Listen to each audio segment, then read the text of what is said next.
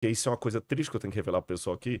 Tem muita gente que tem, às vezes, a Bíblia inteira, mas ele descobre que se ele leiloar uma página, ele ganha muito mais dinheiro do que Triste isso. vendê-la. Então, um empresário muito amigo meu, Dr. Milton Soldoni Afonso, que foi o dono de uma companhia de saúde aí, ele me conseguiu comprar num leilão 2 páginas copiadas por monges do século XII, dos Salmos. E essa Bíblia, ela é do século XVI, tá lá, vocês vão ver. E além disso, eu tenho uma outra Bíblia de 1600, agora tô com medo de errar a data aqui, 1600 alguma coisa, que ela foi da biblioteca de um dos papas. E tem o nome da família desse papa lá antes dele ser papa. Ó, tem E informação. as pessoas vão te dando, elas te conhecem, Conhece, isso vai exatamente, chegando nas confia suas mãos. no nosso trabalho, vai dando, igual esse do tijolo, Sim, do e esse museu é que você é diretor, você eu sou cuida? diretor-curador. Ele existe fica há quantos anos? Bom, esse museu existe, eu posso dizer, desde 1998, quando eu fui pela primeira vez escavar em Shahar Golan, em Israel. Aham. O professor Joseph Garfinkel, que foi meu professor lá, eu fiz o curso pela Universidade Hebraica lá de Montes Copos, aí ele me ajudou a conseguir uma caixa com algumas coisas que Israel permitia sair. Porque tem uma lei em Israel que foi encontrado de 1978 para trás, desde que não seja ossário. Ossário era como se fosse um caixão da época do Segundo Templo, que na época do Segundo Templo os judeus faziam o seguinte, eles colocavam o corpo dentro de uma caverna, como Jesus foi colocado dentro de um túmulo novo, e depois de 1 ano que o corpo estava ali dentro, eles abriam aquela caverna, tiravam os ossos e colocavam em caixas de pedra, de calcário, chamadas ossários ou ossuários. Tá certo? A rigor, no judaísmo do Segundo Templo, a pessoa só era sepultada 1 ano depois da morte dela. Porque só depois que um parente tirasse os ossos e colocasse dentro daquele ossuário que o sepultamento estava completo. A rigor, Jesus não foi sepultado. Ele foi colocado no sepulcro. Por isso que num dos episódios de Cristo, o jovem falou com ele, Senhor, eu te seguirei, mas deixa-me primeiro sepultar o meu pai. E ele falou, não, vem agora. E a gente pensa que o pai dele estava no velório. Não, Então, ossário não pode sair, ou há coisas arqueológicas que contenham inscrições. Isso desde 1978. 8 para trás você pode, Sim. desde que esteja, porque a pessoa encontra. Então lá tinha o Shai Bardura, que era do Departamento de Antiguidades, tinha a Ava Katz lá, que o pessoal me conhecia, então eles já permitiram que eu trouxesse algumas peças. Porque na Cidade Velha você tem de tudo. Na verdade, ele falou das 3 grandes religiões, tem 4. Cristianismo, islamismo, o judaísmo e China. Tem. Tem, porque assim, ele não vai se ofender disso. Na Cidade Velha você encontra de tudo, você tá entendendo? Na Cidade Velha, por exemplo, tem um camarada assim, que ele não paga imposto e te vende um monte de porcaria lá meio feita na China e negocia com você. Mas tem pessoas honestas ali também. Eu conheço as pessoas honestas. E os vendedores de antiguidades, os dealers, tem muitos que são mentirosos e até perigoso, porque alguns até ajudam com contrabando e tudo mais. Mas tem aqueles honestos que são credenciados pelo Departamento de Antiguidades. Eu nunca tiro uma peça de lá sem primeiro ter Tem o certificado, o documento. Então é tudo legalizado. Tanto é que o representante de Israel esteve lá. Então é assim que o museu foi montado, aos poucos. E você está falando de milagre, Joãozinho? Esse museu é um milagre. Hoje eu estou numa luta, mas Deus vai me dar essa vitória de construir o prédio, que eu tenho uma Ferrari, eu não tenho o lugar para colocar. E esse museu, ele está numa universidade adventista, mas ele não é da universidade adventista. De quem é o museu? Ele é do mundo. Não, mas... Não, lógico. Você foi nomeado por quem? Pela universidade, lógico. E se eu falar em termos de CNPJ, ele pertence ao NASP. Mas o seguro quem paga é o NASP. NASP. Mas eu digo no sentido assim, não é um museu para atender a igreja adventista. Sim. Você tá entendendo? É um museu onde eu mostro as escrituras em 3 dimensões. Por exemplo, tem muita gente que vai visitar lá que nunca viu um odre. Nunca sabe o que é um odre. E Jesus fala lá... Para guardar... Para guardar vinho ou água. E Jesus fala assim, não se põe vinho novo em odres velhos. Eu tenho um odre que eu trouxe do Egito. Então, quando a pessoa viu o odre... Comprei lá de um beduíno. O odre eu peguei de um beduíno mesmo. Comprei de um beduíno lá, amigo meu. Então, assim, as pessoas vão tendo uma dimensão. Eu tenho lá... Beduíno? Beduíno. Amigo seu. Eu vou te contar uma coisa que você não vai acreditar. Um amigo meu lá, um beduíno. Beduíno. Tem um beduíno que mora nos pés do Monte Sinai. Nos pés do Monte Sinai. Acampou lá. Acampou lá. Ele não sabe uma palavra de português. Só que os beduínos hoje já tem sinal de internet, tem um monte de coisa e tudo. Todo mundo que é brasileiro que chega lá Você já foi ao Monte Sinai, né? Aham. Tem aquele Morgeland ali, tem uns beduínos que moram ali. Todo brasileiro que chega lá, sabe o que ele faz? Ele leva lá dentro e pega o Textos do Evidências, que é um programa que eu tenho, e mostra se eu conheço a pessoa. Onde é seu programa? O programa passa na TV Novo Tempo. É um canal da Igreja Adventista. Aliás, E tem no com a YouTube permissão também, do padre, Evidências com a NT. Tô permissão fazendo do... jabá aqui, mas não tô ganhando nada. Aliás, eu tenho um grande amigo, que aliás eu participei de um programa dele, Empresários Premium, recentemente. Ele quis trazer um rabino para abordar a visão judaica do empreendedorismo, do dinheiro, do sucesso. E ele falou, Rabino Sani, eu vi que você vai participar do Inteligência Limitada com o Rodrigo Silva, que é meu amigo. O Itamar Oliveira Sim. te mandou um Sim. abraço. Muito querido. Ele hoje ele tem a emissora dele, a Rede Nova TV. Aham. Que inclusive acho que ele transmite o meu programa nas emissoras dele também. Ele falou: mande o meu abraço pro Rodrigo Silva. Agora que você falou da Rede Novo Tempo, Aham. que ele sempre me falou dessa emissora também. Então tá aqui, Obrigado. a lembrança dele foi dada. Obrigado, viu? Uma figura muito querida. Muito querida, e isso é tão bom. Então, assim, foi assim que esse museu começou a ser construído. Então, por exemplo, eu tenho um selo lá, E te falta o prédio hoje. falta o prédio. Eu só preciso de 4,5 milhões. Vilela, vamos resolver isso Se a hoje. comunidade Depois da judaica- live a gente Se resolve. a comunidade Superchat. judaica ajudar, porque tem uma Vamos. coisa interessante. Judeu sempre ajuda o judeu. Você pode olhar. Pode ter exceções à regra. Judas era judeu, né? Mas geralmente judeu ajuda judeu. Isso é muito bonito mesmo de ver. E o que acontece? Eu tenho um selo lá original com a inscrição Lameller, do rei Ezequias. Você sabe, Lameller em hebraico. Onde fica o museu? Desculpa. Ele fica na cidade de Engenheiro Coelho, Quantos quilômetros daqui? 180 quilômetros da Marginal Tietê até na porta lá de Nossa. casa. 180 quilômetros? É perto. É perto. Não, vocês têm que ir lá. E você também, Guilherme. Outra vez que eu vim aqui, eu te prometi. Já que eu tô fazendo isso aqui, eu trouxe uma coisa pra você, vai ser uma redundância, pra você também conhecer. Eu trouxe aqui um livro, gente, isso aqui não é jabá meu, não, é com muito carinho. Eu escrevi uma enciclopédia histórica da vida de Jesus. É uma visão que você não concorda com algumas coisas aqui, mas tem a Terra Santa aqui, ilustrado. E eu queria te dar um de presente, Obrigado. que era pra ter dado no início, eu esqueci. E é um super livro, Um hein? pra você e um pra você aqui, meu amigo. E depois eu trago. É com muito carinho que eu dou, porque. Quarta edição. Quarta edição. É porque Olha esse cheirinho de aqui papel. tem um QR Code que nem todo mundo pode ir à Terra Santa. Então o que que eu faço? Quando eu conto de Herodes, no capítulo que eu falo de Herodes, eu coloquei um QR Code onde eu gravei dentro do Museu de Israel. Ah, você proporcionou essa experiência para os seus leitores, para os seus Exatamente. Então a seguidores. pessoa tá lendo sobre Herodes Ah, e lá. no QR Code Ele ele vê tem, o que você viu.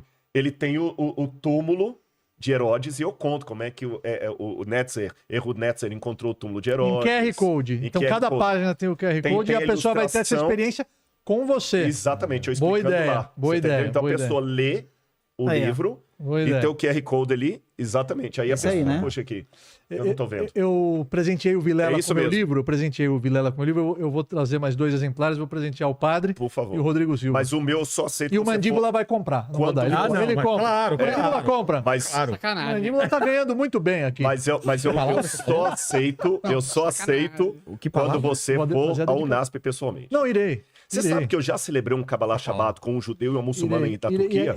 E ainda me veio aqui também uma live. Tem muita coisa interessante. Eu andei pesquisando agora, padre, faz pouco tempo, que foi encontrado pedaços da Arca de Noé. Não sei se isso chegou até você. Chegou. Não sei se A gente chegou até falou você. sobre isso, É. Não sei se chegou até você. Chegou. E não é só essa pauta. Aham. Existem outras evidências, por exemplo, os papiros no Egito, que relatam exatamente as pragas. Sim, papiros de pulver. Exato, na Holanda. exato. Esses papiros, eu tenho Onde tudo estão? isso. Tá na no museu. biblioteca de Leiden, na Holanda. Por exemplo, sangue, né? A Torá, ela fala que a primeira praga foi sangue. O rio Nilo virou sangue, Sim, tudo sim. sangue. O egípcio ia beber água, sangue. É. Passava para a mão do judeu, água. Aí pro egípcio, sangue. Então imagina, toda a economia, tudo, a vida. E exatamente conforme os versículos relatam as 10 pragas no Egito, foram encontrados esses papiros. Esse papiro, ele tá na Biblioteca Nacional de Leiden, e das Exato. 10 pragas, 4,5, porque uma meia tá meio danificado ali, estão relatados ali.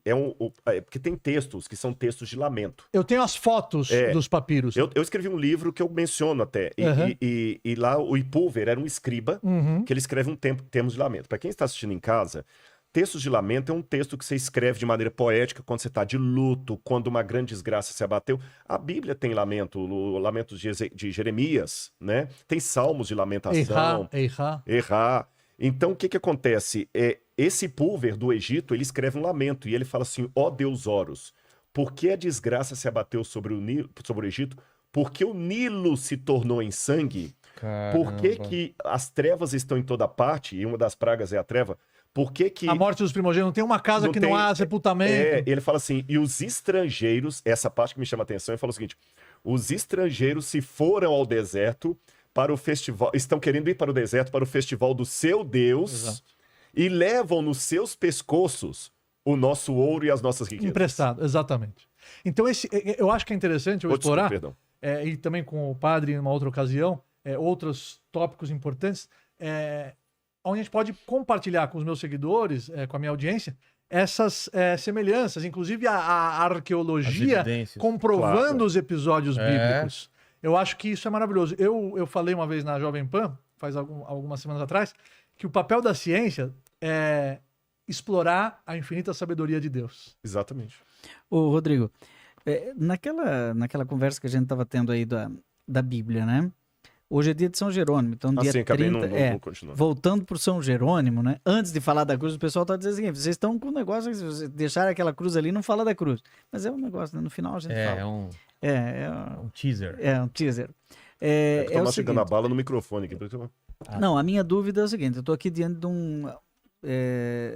um especialista em arqueologia bíblica, e quando a gente fala de São Jerônimo, não sei se quem está assistindo sabe do que nós estamos falando do século IV, não é? Nós estamos falando de 390 ali, né? Que ele começou a traduzir a Bíblia. Porque a Bíblia, hoje a gente pega aí a Bíblia, esse livro, né? Você pensa, sempre foi assim, é o livro mais lido, mais editado da história, mas a Bíblia, nós estamos falando de uma Bíblia impressa em 1490. Quando foi de Gutenberg, você fez a pesquisa, 455, né? 1455, né? O Rodrigo tem uma lá de 1528, né? Então, quer dizer, até 1528, até 1450, tinha um livro, né? E imagina em 390. O que nós tínhamos? Livros esparsos, né?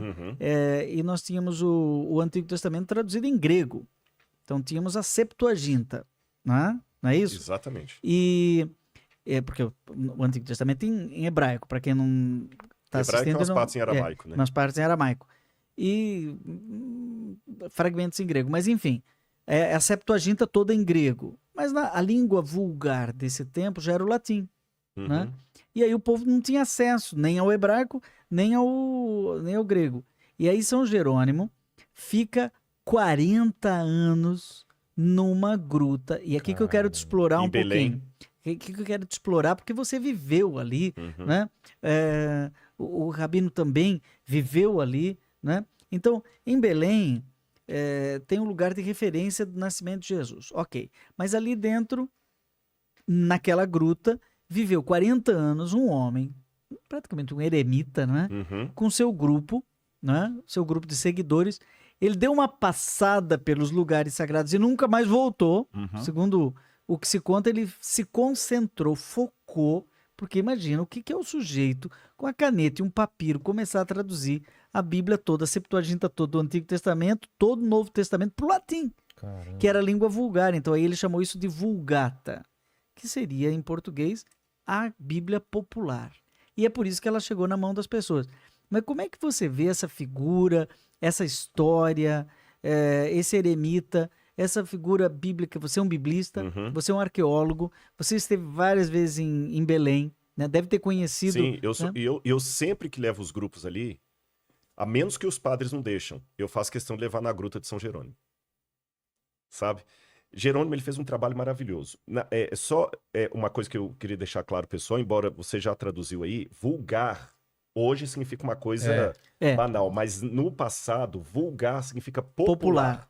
Tá certo? Porque o pessoal fala assim, ó, vulgo nome, o nome popular.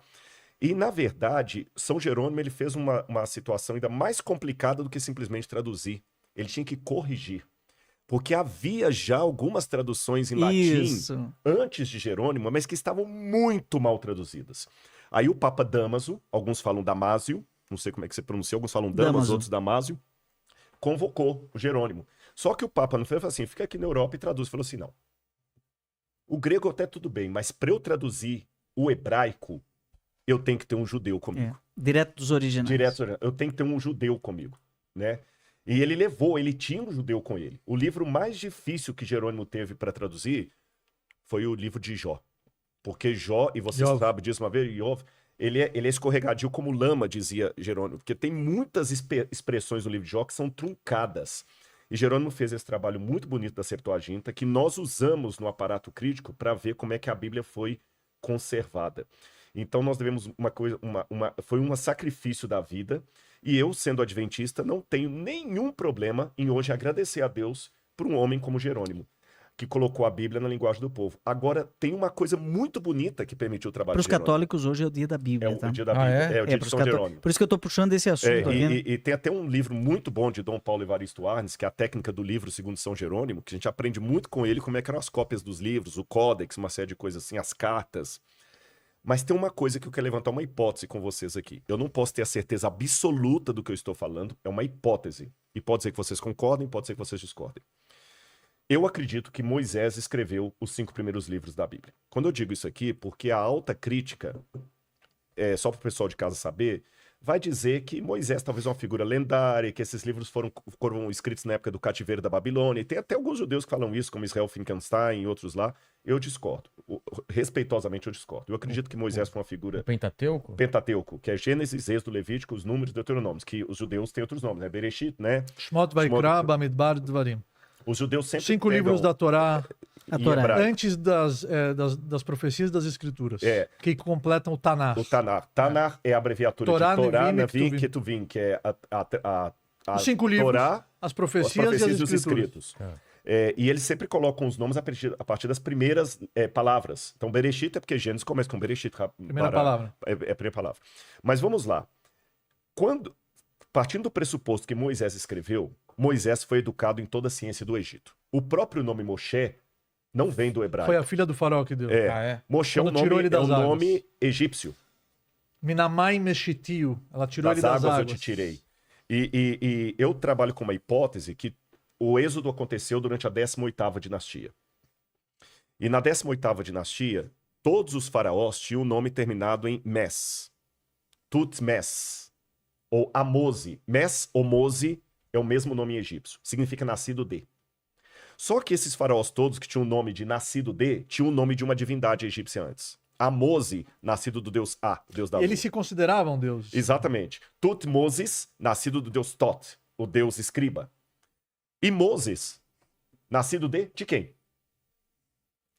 Eu presumo que quando ele teve consciência das suas origens judaicas, hebraicas, é mais correto que judaicas, hebraicas, ele aboliu do nome dele o nome da divindade egípcia. E ficou apenas Moses, que Moses ou Mes, que em hebraico é Moshe. E aquela questão, vou chamá-lo Moisés, porque das águas eu tirei, tem muita polêmica entre os epigrafistas. Será que Moisés tem a ver com Maim, a água e tudo? Uma das possibilidades é que talvez o nome dele fosse Rapimose, porque ela tirou do Nilo, e o Nilo era um deus sagrado. Mas ele aboliu, ele rejeitou essa tradição judaica, essa tradição egípcia. E olha que interessante, ele vai para o deserto. Fica 40 anos no deserto para esquecer a cultura egípcia na qual ele foi criado depois que ele saiu das mãos de Joquebede. E quando Hashem vira para ele e fala assim, coloca por escrito a palavra que eu vou te dar, partindo da lógica humana, era mais óbvio que ele escrevesse em egípcio, hieróglifos, ou talvez em escrita cuneiforme.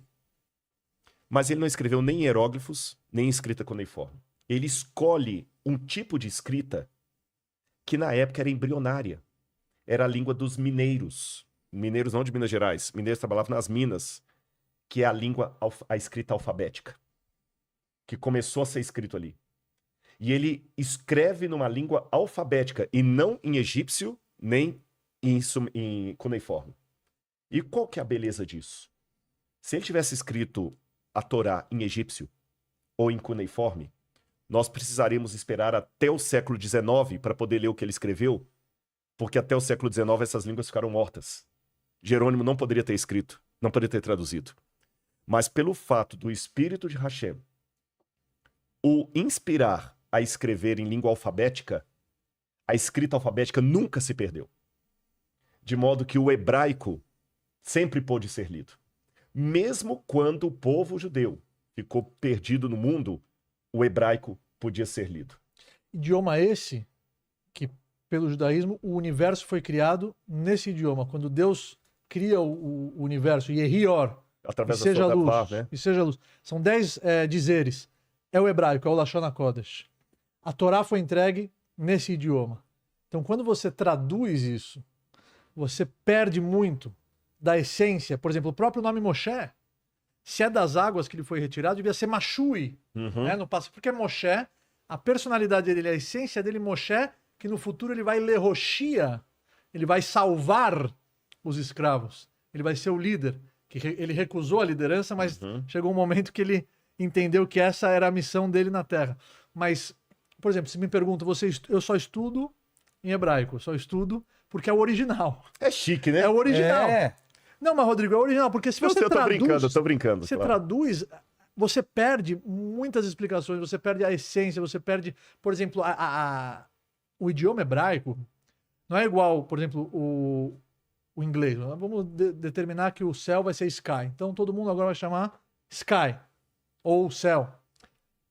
Shamayim é céu. Não é só um nome. Não, a essência do céu é Shamayim, porque Sham, Maim, lá tem água.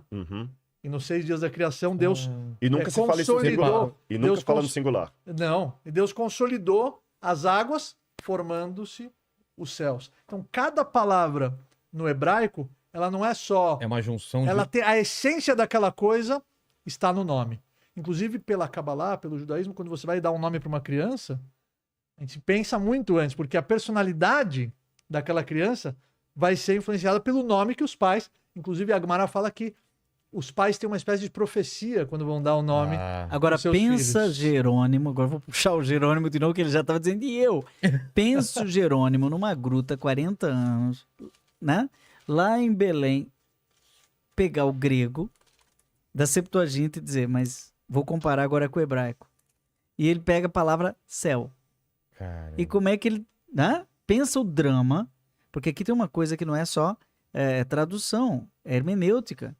Né? Por isso que tem muitas pessoas que às vezes mandam, igual tem o superchat aqui, tem o superchat lá também. Também. Tem muita gente que manda, mas não adianta, porque tá trazendo uma passagem em explicar. português. É. Quer dizer, não tá falando a mesma língua. Não Lembra tá... que eu falei que o hebraico, por exemplo, olha que interessante, eu falei que o hebraico bíblico, quando eu falo hebraico, eu quero me referir não ao hebraico de rua que fala hoje lá em Tel Aviv. Esse é o hebraico moderno. Tô falando do hebraico bíblico. Exato, o tá Lashon bom? HaKodesh. O hebraico bíblico, só pra você ter uma noção, até a fraseologia dele, lembra que eu falei que ele não tem abstrato. As coisas são concretas. O emuná é concreto, é uma ação. O shamaim, maim, tem dual, tudo. E você nota que a gente, em português, a gente coloca o verbo depois. Você fala assim em português. A palavra veio. Em hebraico é vayerir devar. E veio a palavra.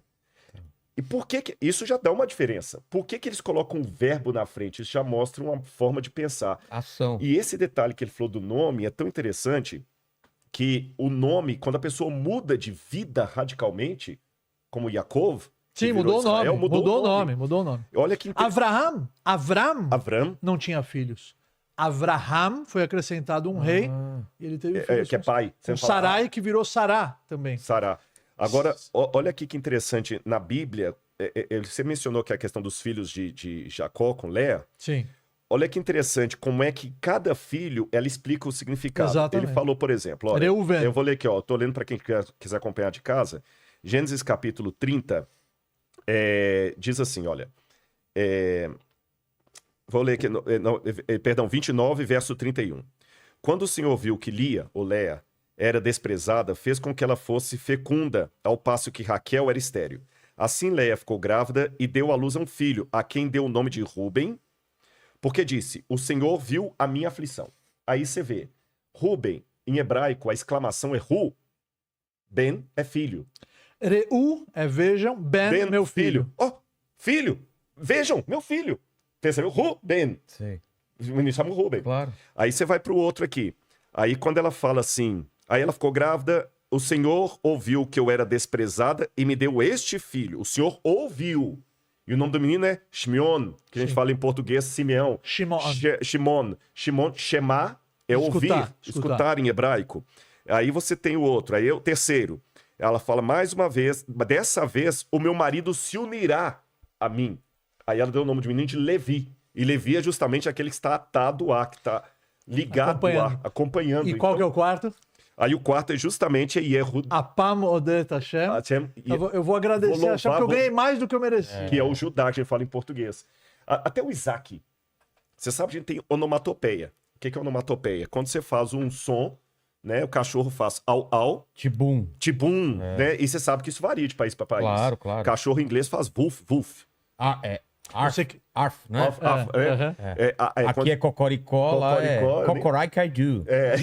Agora, olha que interessante. Uma das onomatopeias antigas para risada era tsak. Ah, é? Tsak. Tsak. Tsak, tsak, tsak, tsak, tsak. Já faz kkkk. Sei. Aí, quando Sara duvida da promessa, que fala assim, você tá rindo? O nome do menino vai ser Itzhak. Batitzhak, Sara, ela deu risada, mas eu sou velha, como é que eu vou engravidar? Itzhak é Mas risada. ela riu sorriso. naturalmente, então a essência Agora, como traduz é isso? Itzhak. É. Agora, ao mesmo tempo, Como traduz onomatopeia? embora tem aquele ditado italiano, traditore e traditori, o tradutor é o traidor, mas vamos por outro lado também. Agora me conta isso do tzak tzak. Da onde é essa? Porque nós temos Eu não assim, conhecia. é interessante. Essa onomatopeia. Itzhak é uma onomatopeia para risadas. Mas em que país? Quando? Isso? Não, isso. A gente tem informação, eu vou te passar. Legal. É legal. Agora eu acho que é Filo de A Alexandria. fonte é judaica. Filo de Alexandria foi um judeu helenista que tinha uma cultura grega, e Filo de Alexandria traz isso aí. E tem também o Juvenal, que é um escritor romano. Você sabe que ele o fala Alexandre dos o judeus. Grande, tinha uma relação com o judaísmo? Sim, Que ele viu no sonho dele o Cohen Agadol. sim. E ele E sabia. ele vencia as guerras. E ele sabia pelas profecias de Daniel Sim. que ele seria um E vitorioso. tem uma Hassidut, tem uma corrente em Israel que é Alexander, que em homenagem, em gratidão, Alexandre. se dava o nome de Alexander para crianças.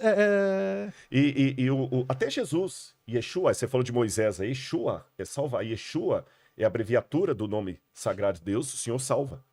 Sim, porque Moshe no futuro deveria ser Mashui, eu falei. Mashui. Então Moshe no futuro é que ele vai salvar o Vai povo de salvar Israel o povo. da escravidão. E Jesus, quando Maria dá o nome de Jesus, fala assim, não, Maria não, desculpa, o anjo, né? Fala assim, ele Gabriel. chamará Jesus, porque ele salvará os povos. Então você vê que dá o nome e o significado. Isso. da Agora, Bíblia. você estudou no mesmo seminário que o padre Joãozinho. O mestrado. Mestrado. Mestrado. E você foi para um lado e ele foi para o outro. Não, né? na verdade é o seguinte. Como é que vocês se separaram? É essa história interessante de contar. Porque 25 anos sem se ver? Muito tempo. Ele já aumentou 5, você viu, né? Não é 25? Ah, foi 25? É, O 25. padre falou 25. 5, Não, eu o lembro padre que- falou 25. O que acontece? Quando eu quis fazer o mestrado, eu quis estudar com os jesuítas. E eu fui com a cara e a coragem. Estava em Belo Horizonte. E eu cheguei nos jesuítas lá e falei, eu quero estudar com vocês. Ele falou, mas você é adventista? Carlos Palácio. Por que você vai estudar com a gente aqui? Eu falei, porque vocês são os melhores. Se os melhores fossem os franciscanos, eu estava na porta deles. Olha que você vai arrumar problema. Vou- Você nasceu Mário. onde, Rodrigo? Você nasceu onde? Eu nasci em Belo Horizonte. BH. BH.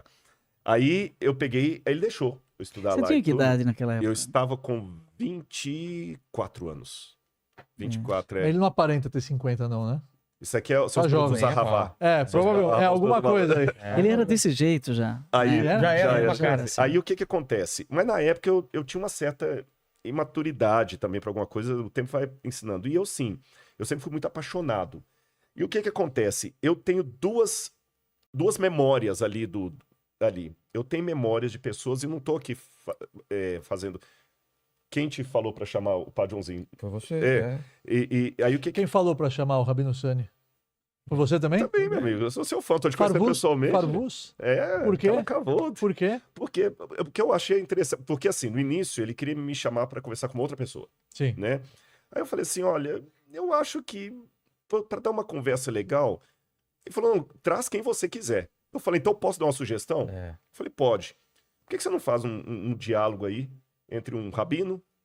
Eu tenho o padre e eu tenho um rabino para sugerir. Aí quando eu falei, ele é meu amigo. Ele, né? Já veio aqui, Já veio aqui, eu falei, tá na mão. Obrigado. Aí quando você aceitou, eu fiquei muito feliz. E aí o que acontece? Eu tinha algumas posições, ele falou lá da questão de Maria, algumas vezes eu...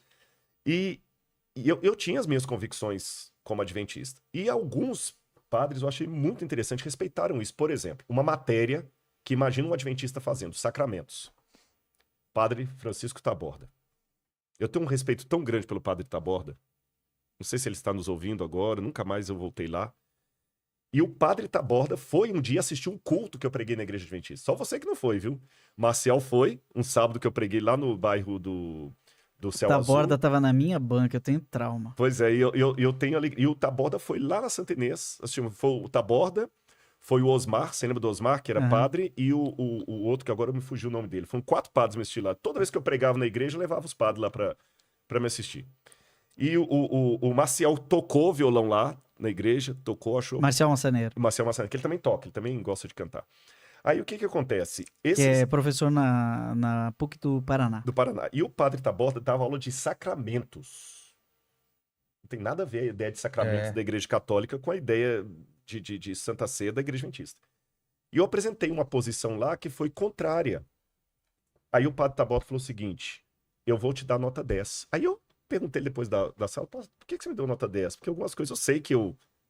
Ele falou, porque você não negou sua fé e você foi coerente com aquilo que você acredita. Eu não estou dando nota pelos resultados, mas pela coerência. E era sacramento? Sacramento. Quer dizer, até estudou aquele livro A Vida dos Sacramentos e o Sacramento da Vida, do Leonardo Boff.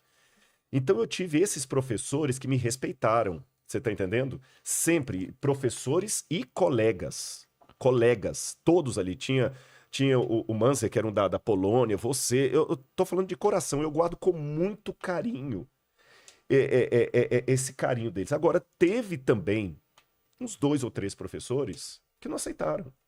Você tá entendendo? Quando eu fui fazer o meu doutorado, eu fui expulso de lá porque eu tinha ideias que eram contrárias a alguns dogmas. E eles não deixavam você perguntar? Não deixaram você não, se deixaram, posicionar? mas quando eu fiz o mestrado, a tese deu polêmica.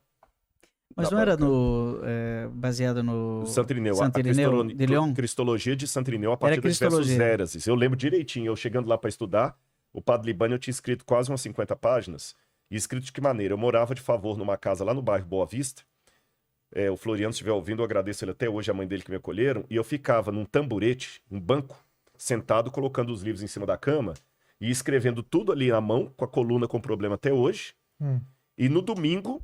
Enquanto o pastor metodista ia para a igreja, ele deixava usar o computador na casa dele. Era assim, imagina. Aí o Libânio falou assim, depois que ele leu, tá uma porcaria. Escreve de novo. Eu falei, padre, eu lembrei do banquinho, você não sabe o que tá pedindo? Ele falou, você quer o título?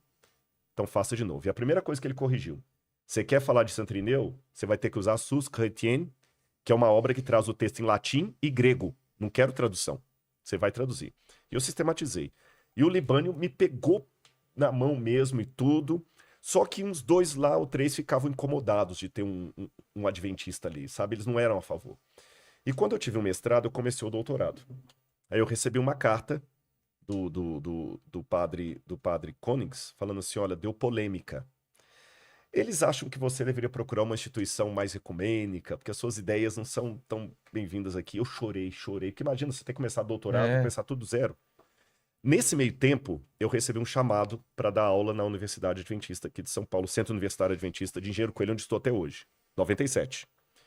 Quando eu chego aqui, eu recebo um telefonema do padre Johann Konings, que falou assim, Rodrigo, eu reuni com o padre Libânio e com outros aqui, você não pode ser discriminado por causa das suas convicções. Eu tomei a liberdade de mandar os seus documentos para a Faculdade Nossa Senhora da Assunção em São Paulo, que hoje é ligada à PUC, e se você quiser recomeçar o seu doutorado lá, eles estão de portas abertas para te receber. Poxa. Foi onde eu vim para São Paulo e eu dava aula em Engenheiro Coelho e vinha para cá. Onde eu fiquei hospedado na casa dos padres, aquele lance que eu falei da casa. E hoje você mora onde? Hoje Engenheiro Coelho. Engenheiro Coelho. E eu vinha para cá e que eu fiquei na casa dos padres, nunca cobraram um tostão de mim. Quase padre.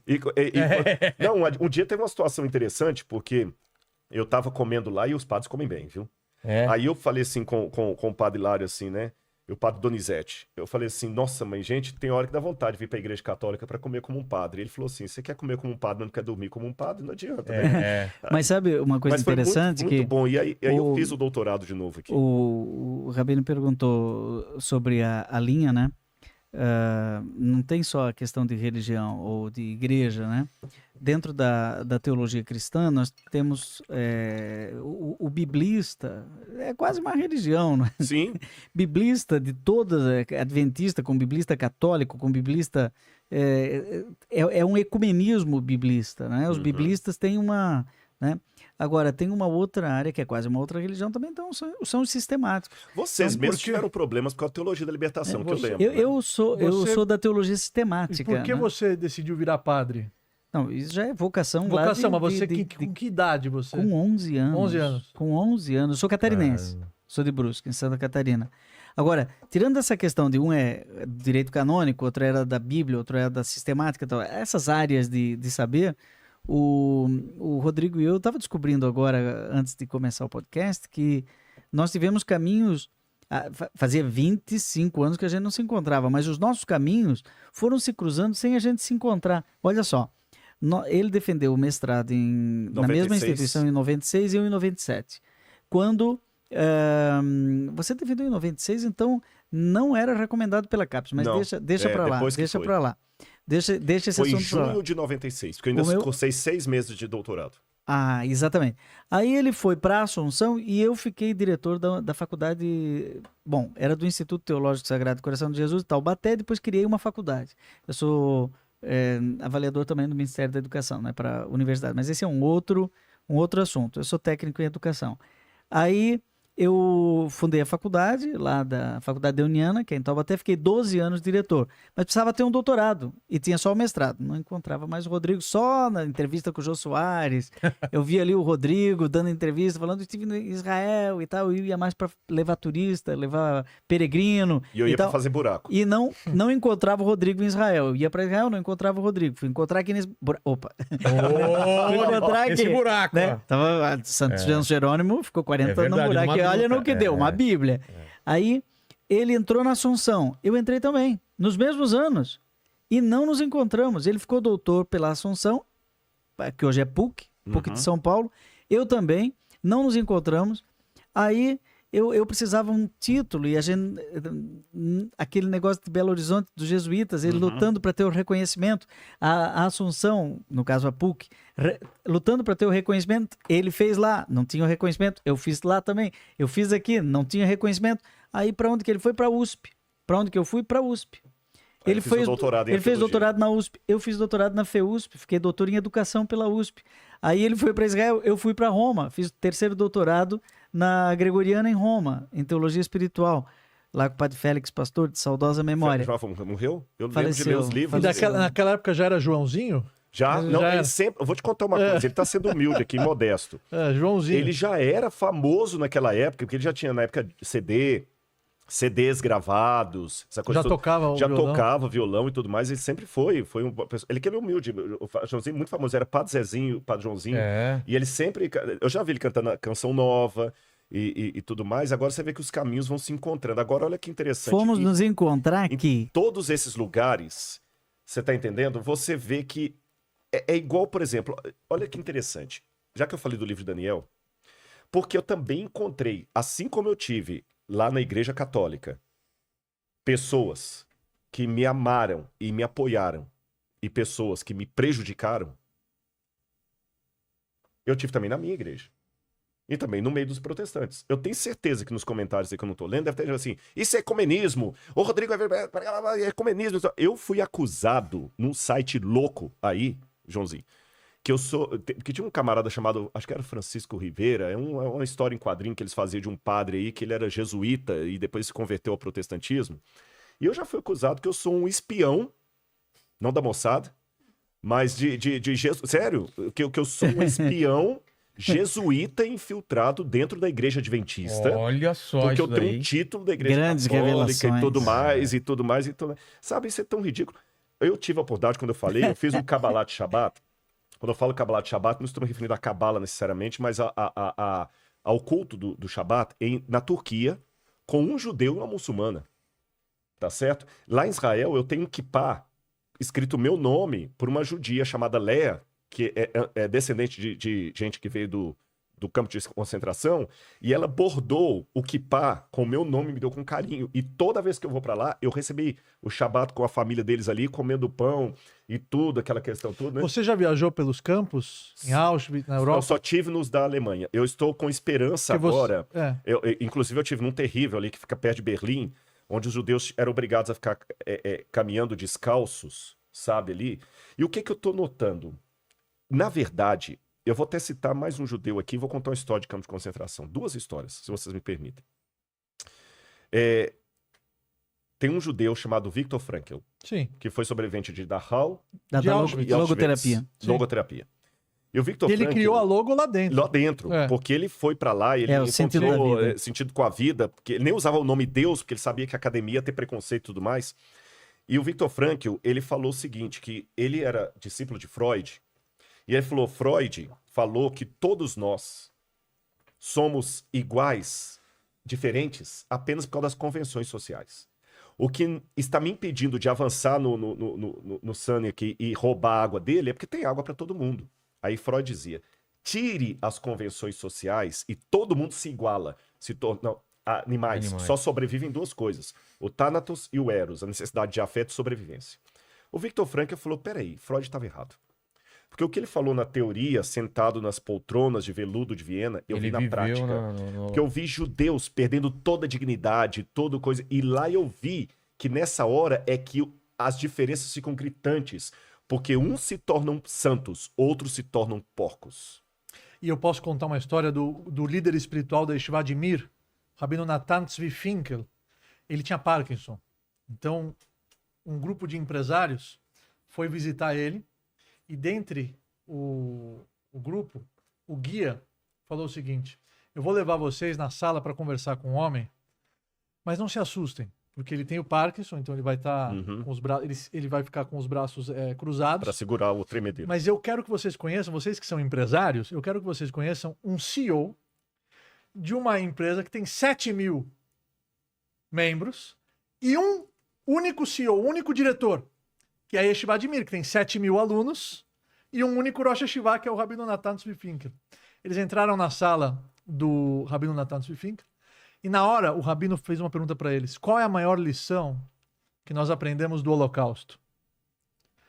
O pessoal ficou com vergonha de responder. Falou, não, eu quero que vocês respondam.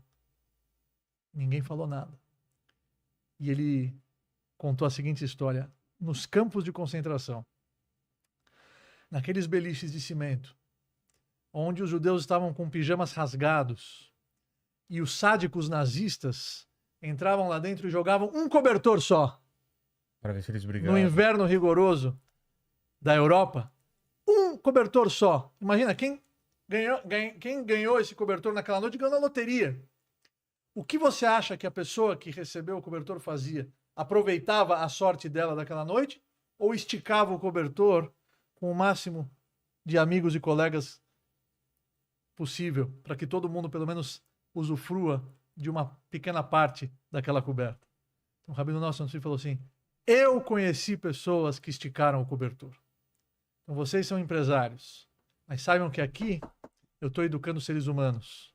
E na empresa de vocês não adianta só vocês trabalharem pelo capitalismo apenas. E sim, saiam, trabalhem, prosperem, mas com um único propósito, esticar o cobertor de vocês com o maior número de pessoas possível. E olha... Então essa é uma lição que você aprende sobre o ser humano. É. Quer dizer, ele tá pele e osso. O que vai levar ele a dividir a ração diária dele com outra pessoa? E o Viktor Frankl, ele escreve no livro O Sentido da Vida, Sentido da Vida, que quem sobrevivia no campo, não as pessoas que eram mais fortes fisicamente, e sim os intelectuais, que conseguiam fechar os olhos e se transportarem. Exatamente. Eles se transportavam e se recordavam de vivências do passado, ou estudavam, meditavam. Esses foram os homens que sobreviveram. Tá aqui a importância da cultura. O povo de Israel é conhecido como o povo do livro. Existe uma autoridade. Exatamente. Existe uma autoridade que transcende qualquer tipo de cargo, que é o conhecimento. É o nosso principal ativo, que ele é inconfiscável. Por isso que a cultura, a educação é a base dentro de um lar judaico. A cruz. Vamos lá. colocar aqui na câmera. E depois eu quero abrir pro chat. A gente ainda não leu nada do chat Tá. também, pra ver o que o Gente, pessoal nós vamos tá passar a achando. noite aqui. É, a gente Desculpa, viu? O Mandíbula pediu pizza kasher. tá lá, Em ó. minha homenagem. Estão esperando lá, Então- olha lá. Então, merece, a cruz. merece depois um aumento. o Merece. Nós precisávamos de um símbolo É. para nossa congregação, não é? Congregação dos Pais do Coração de Jesus, tem um coração no meio dessa cruz. Uhum. Então, na Alemanha, nós estamos presentes em diversos países do mundo. Então, na Alemanha, fizeram um concurso lá com os jovens de um colégio que nós temos numa cidade lá. E aí um jovem, muito jovem, pegou uma cruz antiga da juventude antinazista. Olha que não dá para ler isso se eu não contasse essa história. E essa cruz, ela tinha as arestas aparadas, que significa que nós estamos no mundo para aparar as arestas, para reparar, para consertar, né? E nós somos chamados, por exemplo, na Espanha, de padres reparadores, consertadores de gente.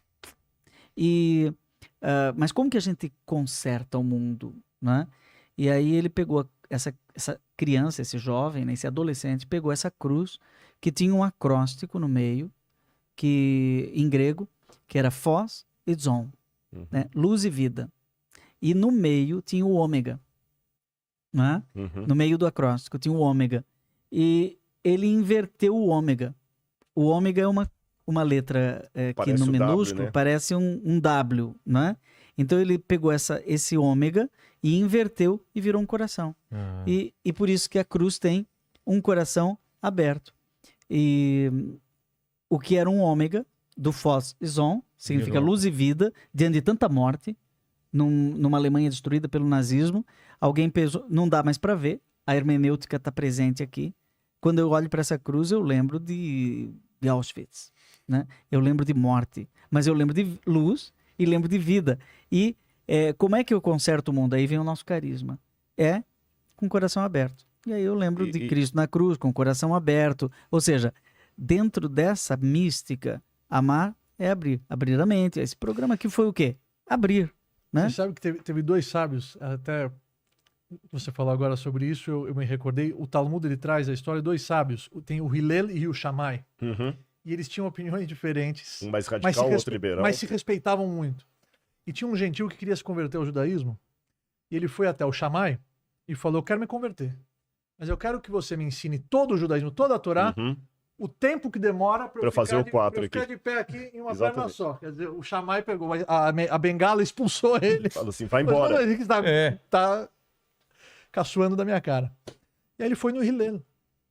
E aí o Hillel recebeu ele e ele falou a mesma coisa para ele: eu quero me converter ao judaísmo, só que ao mesmo tempo que demora para eu ficar de pé em um pé só, para eu me equilibrar. E o Hillel falou: não tem problema nenhum.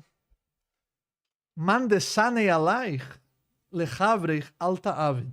O que você não gosta que façam com você, não faça com o próximo. Amarás ao próximo como a ti mesmo. Esse é todo o judaísmo. O resto é explicação, vai estudar. E é interessante que um outro rabino, chamado Jesus, recebeu uma pergunta parecida. Porque perguntaram assim, qual o maior dos mandamentos? Ah, é. E ele falou, amar a Deus sobre todas as coisas e ao próximo como a ti mesmo. E Shammai e Hillel são contemporâneos ali São daquela dois sábios época. gigantes. E eles sempre discutiam, cada um tinha a sua opinião. Inclusive, era Lechem Shammai, a gente fala que a discussão deles era pura. Não tinha ódio. Não era uma discussão negativa. Pelo contrário, era construtiva. Cada um tinha um prisma, cada um tinha uma visão. Então, é um exemplo. É um exemplo o diálogo e as discussões foram registradas na Mishnah e no Talmud e na Gemara, na Torá oral que foi registrada e foi escrita pelo Rabino Yuda Anassi, justamente para ensinar que existem vários ângulos, existem vários prismas. Quer dizer, o mesmo texto ele pode ser interpretado de várias formas. E essa aqui é a doçura da Torá, porque ela é extraordinária. A mesma linha que você estuda quando você é criança, você faz bar mitzvah, completa 3 anos, você estuda ela de outra maneira. Aí você tá um jovem de 18 anos, você estuda o mesmo trecho de uma forma. Aí você é casado de outra forma. É pai de outra forma. É avô de outra forma. Quer dizer, a mesma Torá, a Forba, a Ética dos Pais escreve a Forba de Kulaba. Revira ela de cabeça para baixo, porque todas as respostas estão contidas dentro dela. Eu posso 30 segundos, eu prometo que eu não Claro, quero chegar claro. pro chat. Eu só queria fazer um comentário aqui que eu achei muito bonito isso. Por isso que eu tô comparando Jesus quando ele falou, porque Jesus também era um judeu ali, ensinando como um judeu, né? Jesus falou, como é que é?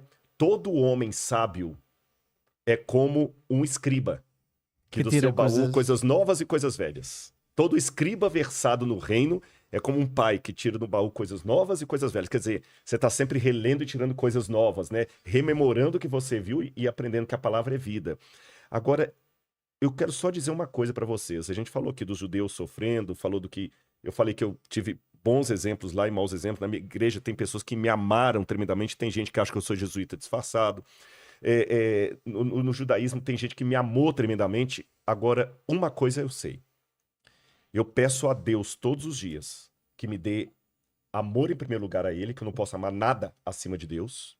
É o único momento em que você vai perder é se você se interpuser entre mim e Deus. Que eu não posso amar nada acima de Deus, nem a mulher, nem o filho, nem ninguém. Em segundo lugar, me dê amor pelo meu semelhante. E nesse amor por Deus, que Ele me dê a condição, porque tem uma coisa que unia todos nós. A Igreja Católica, no catecismo, você sabe que está esperando, dependendo da leitura escatológica, uma ideia de um apóstata, um anticristo, que vai trazer perseguição. Nos manuscritos do Mar Morto, fala-se também, é lógico que os manuscritos do Mar Morto não representam todo o judaísmo, apenas uma facção do judaísmo, mas é uma facção judaica que posso representar. Fala de um sacerdote ímpio que iria fazer guerra ao Messias, está no livro, no livro dos filhos da guerra, dos filhos da luz contra os filhos das trevas. E é interessante que em hebraico a palavra para martírio, é santificar o nome de Hashem. Eu peço a Deus apenas que Ele me dê a convicção de amar de tal maneira a Ele que ainda que eu tenha que ser perseguido por essa fé, eu não tenha medo de enfrentar a morte e não negocie a minha vida. Porque os judeus enfrentaram o Holocausto, mas eles não desistiram de Deus. Eu tenho provas disso, que o judaísmo não se tornou ateu por causa do Holocausto. Existem estudos sobre isso. Tem muito católico também que foi perseguido. Pelo contrário, tem muitos mestres que lá dentro... Que encontraram a fé. Não, escreveram obras magníficas. Sim. Teve um grande sábio, o Rebbe de Tzanz, ele perdeu a esposa e 10 filhos no Holocausto. Ele sobreviveu e construiu um império nos Estados Unidos e um império de judaísmo e de Torá em Israel. E ele falou assim, Hashem, você pode me tirar tudo, a minha esposa, meus filhos, mas o meu amor por você não vai tirar nunca. Exatamente. Então são gigantes, queriam nos enterrar lá, mas esqueceram que éramos sementes. Então eu me emocionei muito quando eu parei na Alemanha, em escala para Israel, e no aeroporto na Alemanha, onde queriam nos destruir, eu rezei no aeroporto. Muito orgulho, foi uma reza que eu demorei mais do que o normal, porque quer dizer, a gente fala no Seder de Pesach, né? Bechol dor vador omdim aleinu lechaloteinu. Todas as gerações se levantam contra o povo de Israel. Ve'akadosh baruch hu matzileinu mi'adam. Mas todos eles estão no museu. Yam Yisrael chai ve'kayam está aqui, Mas no é isso, Brasil, na Europa, nas Américas. Diante do sangue, do martírio, as ideologias se calam, né? A ideologia ela funciona muito bem enquanto tem suor, enquanto tem lágrima, mas na hora do sangue, mártires de todas as religiões, eles acabam congregando na mesma fé, porque é uma fé essencial. O sangue é vida. É vida. E você sabe que nos momentos de maior dificuldade do povo de Israel que nasceram as grandes obras. O Talmud, na Babilônia, no exílio da Babilônia. O Talmud Bavli, na Babilônia.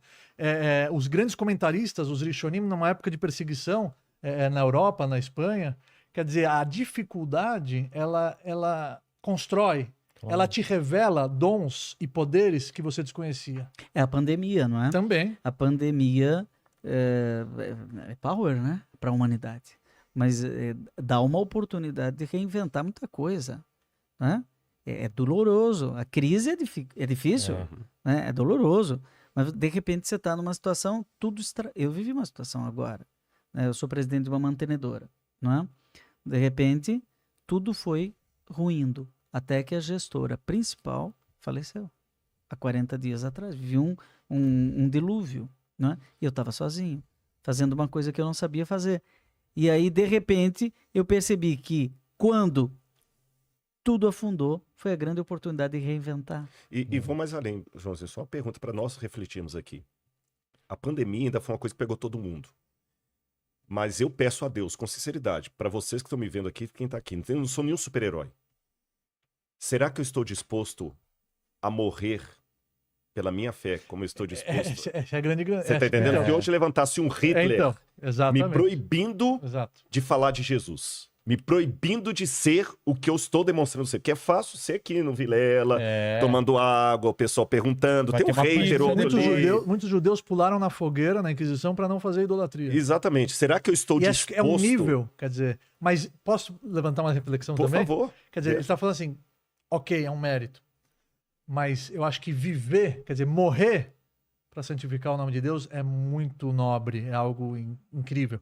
Mas viver uma vida Também. é mais incrível ainda. Viver a sua vida santificando o nome dele constantemente é mais incrível, é mais extraordinário ainda. Porque é com os desafios diários, com os testes, você não abrir mão, você levantar sua bandeira, fincar ela e até o final e dar sua vida em prol dos seus ideais. Essa que é a beleza da vida. Que vai ter a coragem de morrer. Exatamente. Posso fazer um? Desculpa, vamos lá agora. Vamos lá, né? Porque Para as perguntas. Eu nem tô vendo a hora aqui. Vê bem as perguntas que você vai fazer, porque o papo tá você bom já vai, aqui. você vai virar abóbora. É. Uau, não acredito. Sério? É. São 11 horas já? 11 e 14. Ó, Eu cheguei 10 para as 8. o André Apolinário perguntou aqui, a primeira é pro Rabino. Como o judaísmo não é uma religião proselitista, como os não-judeus poderiam ter tido algum conhecimento de Deus e da Torá sem os ensinamentos de Jesus Cristo? Porque o povo de Israel nasceu com Abraham. Quer dizer, até Abraham, todos eram Bnei Noach, né? Eram descendentes de Noach. Inclusive, Abraham, ele não foi o primeiro monoteísta. Não. Adão também era monoteísta. Adão. Melquisedeque. Exatamente, exato. Noé, Shem, Ever. Abraham, ele foi testado 10 vezes. Depois desses 10 testes, ele ganhou o título de patriarca e da sua descendência, quer dizer, Yitzhak e Yaakov, que o nome foi modificado para Israel, nós somos Bnei Israel, filhos de Israel, filhos de Yaakov, que recebemos a Torá, escolhemos essa missão, mas em nenhum momento nós nos achamos os donos da verdade. Pelo contrário, nós estamos dando continuidade ao compromisso com a vida que assumimos há mais de 3.333 anos atrás, no Monte Sinai, quando falamos na Aseh Venishma, numa revelação única na história da humanidade, para milhões de pessoas. E desde então, estamos seguindo com muita paixão, com muito amor, uma fé até racional, Ve'adata im levavecha, que é uma fé racional, mas que em muitos momentos o povo judeu deu a vida por esses ideais. Então, o compromisso, a ligação, ela vai além do intelecto. Ela está aqui dentro. O sangue de Abraham Avinu corre nas nossas veias. Quer dizer, o DNA espiritual, a genética espiritual de Abraham, o grande patriarca, passou para o seu filho, do seu filho para o seu filho, do seu filho para o seu filho, até chegar a mim hoje, por exemplo, que estou falando com vocês. O Jesus veio muito depois. Agora eu posso acrescentar uma coisa manda que... perguntas aqui. Não tem nada a ver com a pergunta que ele fez. Mas tem uma coisa que... Jesus veio muito depois.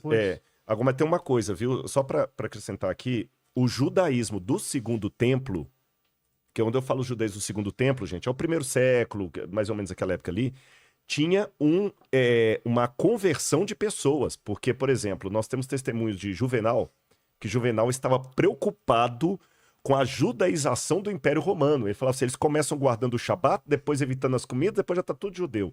Em muitas sinagogas que nós encontramos, que eu escavei sinagoga, você encontra os bancos com inscrições para os judeus e os tementes, que nessa época tem os prosélitos, os tementes, então havia pessoas que se convertiam ao judaísmo. A diferença do temente e o prosélito é que o prosélito se converte totalmente.